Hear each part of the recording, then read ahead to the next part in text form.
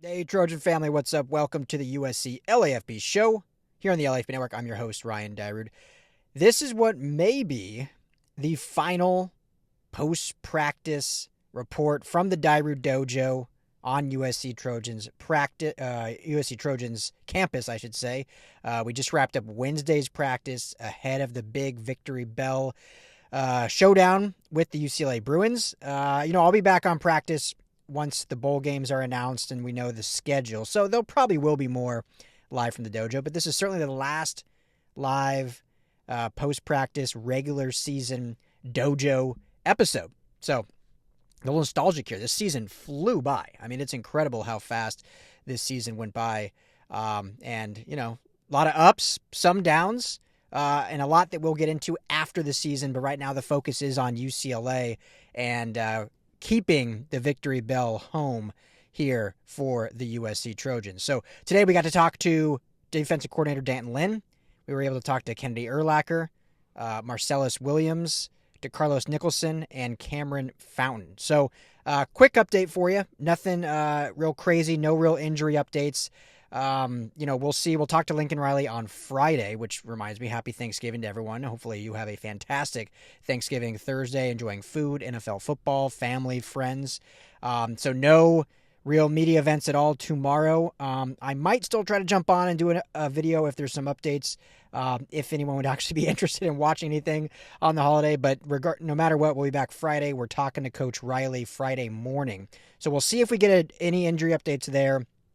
But doesn't seem like there'll be too much going into this final game, except obviously Kamari Ramsey and Elijah Page are kind of the two big ones we'll see, who are both questionable against Oregon. So see if they can both go in this big final rivalry game. So we'll have more updates on that on Friday. But in terms of this, talking to D'Anton Lynn, really the big takeaway, he talked about the rivalry. This is now his third time coaching in it.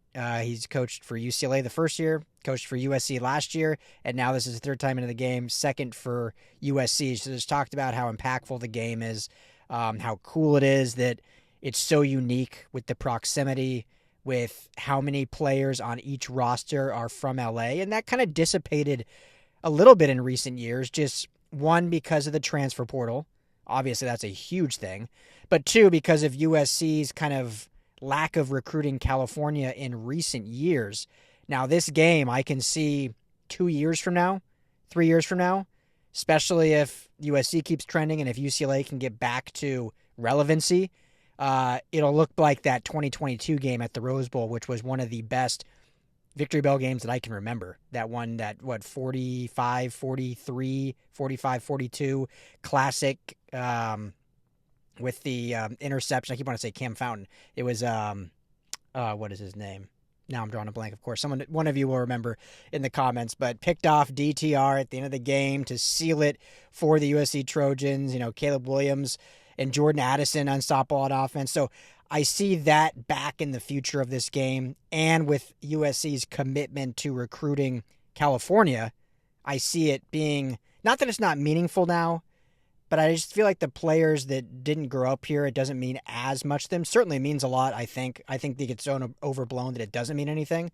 But if you grew up here, how big it is. The house is divided and whatnot. So it's such a fun, unique rivalry, and I think it has the opportunity to really be a top 10 rivalry in college football. It probably just isn't, because each of the teams haven't been nationally relevant enough at the same time. Obviously, USC has been nationally relevant plenty, and UCLA's had moments, but it hasn't been enough at the same time each year in and year out.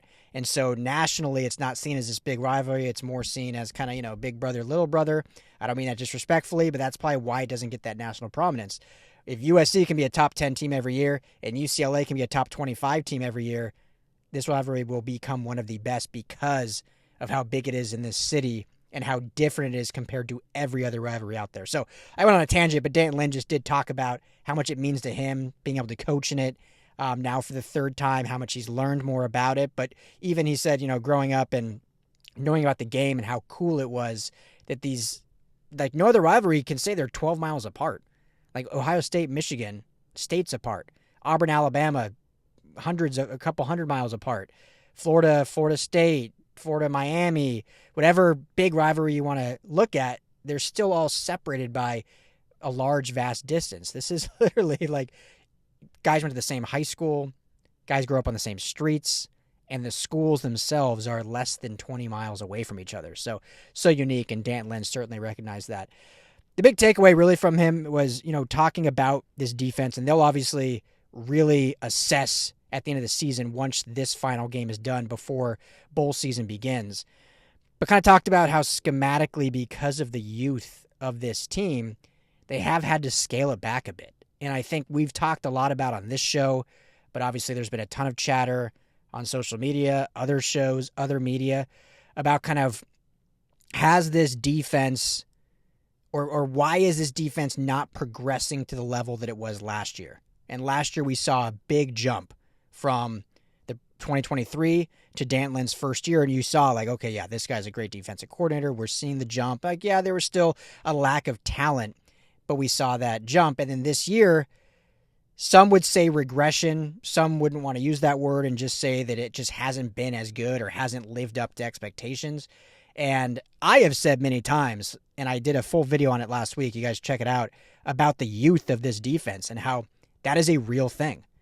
When you look at the top units in college football that don't have more than one underclassman starting on defense, and USC at sometimes has like 7, and going into Oregon, it was 9 first-time starters. Some of those weren't underclassmen, but first-time starters this season. That's a huge learning curve.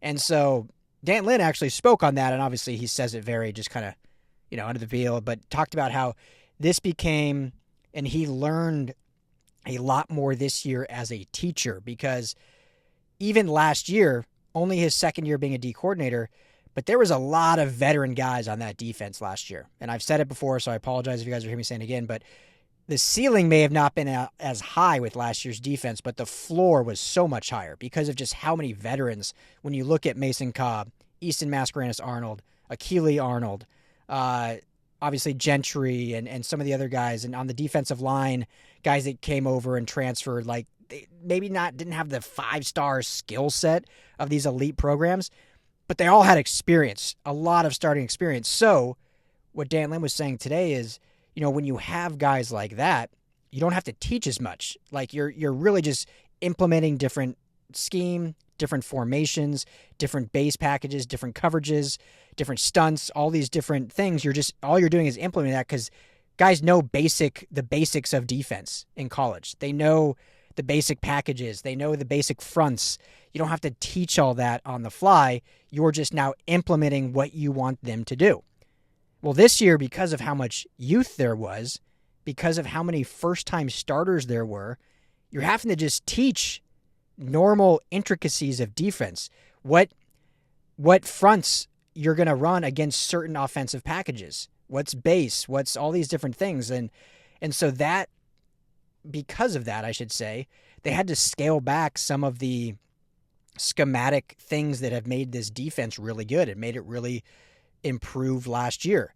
And so he himself said, I learned a lot about myself as a teacher. Obviously loved and relished the opportunity to be able to teach these young guys, and the future is super bright.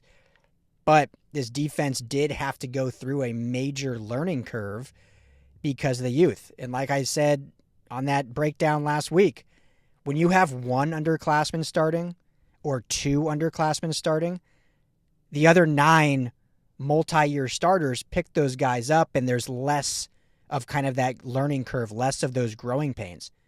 When you have 9 first-time starters, 6 underclassmen, who's picking you up? You're all learning together. So that was kind of the big, I guess, maturation of this defense, and why it probably didn't live up to the hype or the expectations. And I feel like I'm beating a dead horse. I've said this a bunch, but D'Anton Lynn today specifically spoke on that, on, this was such a young group that we had to learn together and teach each other and learn communication. Cameron Fountain in his interview said his biggest takeaway this year is communication, being better at communication, which means knowing everything to do in your job and being able to communicate clearly at the line of scrimmage, pre-play, during the play, post-play, communicate things that need to happen, and do that at a high level till you see improvement. That's why we saw second half improvements, because the communication from first halves to second halves got incredibly better. That's why we saw a big improvement from the Notre Dame game on the rest of the season. Oregon Fourth Bearing, because of the communication getting much better, guys being more proficient within their gaps, being more, having better gap integrity, doing their job and not worrying about someone else's job. All of that improved, but all of those had growing pains along the way because of the lack of experience that was, I don't want to say plagued, but just the fact of this defense just being so young. So we'll continue to see that grow. We'll continue to see that mature. Going the next year, we'll have all offseason to talk about it, but I'd be fired up about this group, this defensive group, this coaching staff, and adding a couple pieces from the portal, some of those veteran guys that have been there, done that, plus the newer guys coming up that hopefully can learn and not get thrown into the fire right away. This is a group that I'm still excited about. We're going to see improve. So it's just, I know it's not the timeline people have wanted. It's not the timeline maybe it should have been. But that's just the reality of it.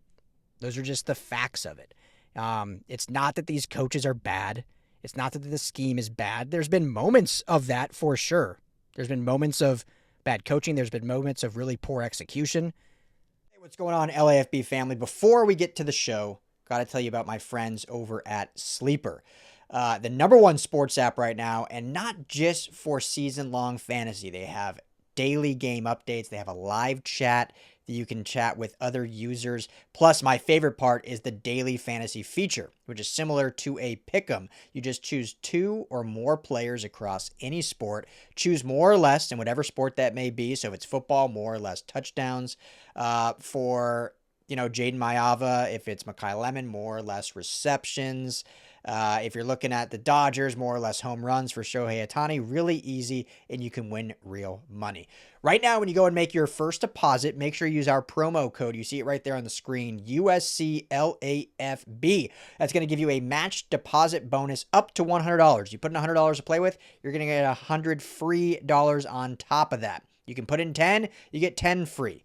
Also, right now, our friends are offering a $20 free entry for any new signups. If you go sign up today, you'll get both those offers. You get $20 right off the bat free to play with. Plus, use that promo code USCLAFB at sign up and you'll get that match bonus as well. Go to the App Store, Google Play, download the Sleeper app today, and tell them that the USC LAFB sent you. Now, let's get on to the show. But in my opinion, in my summation, and in talking with coaches and players, there was just a big learning curve that had to become overcome in real time during the year. And we saw it unfold before our eyes, and we saw it improve before our eyes. So now what does that look like with another full offseason and adding some key pieces? So that was the big takeaway, I think, from D'Anton Lynn, was going into those details a little bit more. And, Kam Crawford echoing that a little bit with just the communication and whatnot. So Kennedy Urlacher, I think is going to be great. I think he's a talented player. He flies all over the field. It was great talking to him a little bit. He talked about how, Bishop Fitzgerald was a huge, as he has been all year, but leading into this game was really the big mentor to him of like, hey, this is everything you need to do. This is, your job, all these different skill sets and whatnot. So really leaned on Fitz to kind of give him, run fits, if you will, and what he's, looking to do on Saturdays moving forward. So it's going to be fun to watch him to continue to grow and continue to hit people, because that's one thing he does great, is certainly hit. Him and Christian Pierce, maybe 2 of the biggest hitting safeties in college football. Now, if we can just get, the coverage skill sets elevated at a high level, then we'll see some improvement from there as well. So, yeah, that was really it. Marcelles Williams talked about, how much this game means to him. Obviously, he is a local kid, went to Bosco. His brother played for USC, played in this game, so he grew up being able to watch his brother play in it, and now it's his opportunity to finally start in this game and have an impact. So he was fired up and excited for that. So, and then DeCarlos Nicholson, always a great interview. This is it. This is his last regular season game. We'll see if he plays in the bowl game or not. I would assume he would. But certainly his last regular season game, no more eligibility left. So it's really kind of a bittersweet moment for him as he looked back on the year and his ability to kind of be the leader of the defense and mentor guys. He said everyone calls him Unc because of his age, being much older, being a father himself. So he kind of takes on that father-like role among the defense. So just a great kid. And I love seeing how much he's developed this year. There's still some things that you'd love to see. Like, man, if he would turn around more on some of those passes, he might have 6 interceptions this year because he has been so sticky in coverage.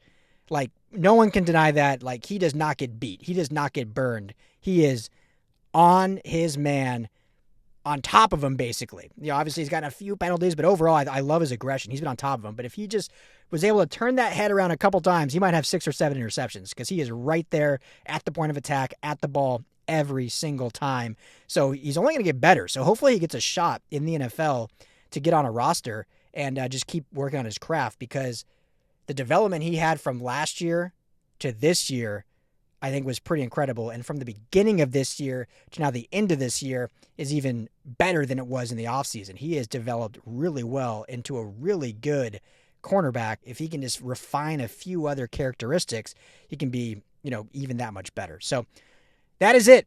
That is it from the Dyrud Dojo. Final regular season practice of the season. I hope everyone has a fantastic Thanksgiving. I am certainly thankful for all of you that make this show, make this network, the LAFB network, possible. Let's keep this thing rolling. Hit that subscribe button if you have not already, to make sure to check out all of our daily USC Trojans content. Enjoy your Thanksgiving. Eat a lot of good food. We'll be back on Friday talking all things Victory Bell, as we're going to hopefully end the season off on a high note. Thank you, family. As always, fight on.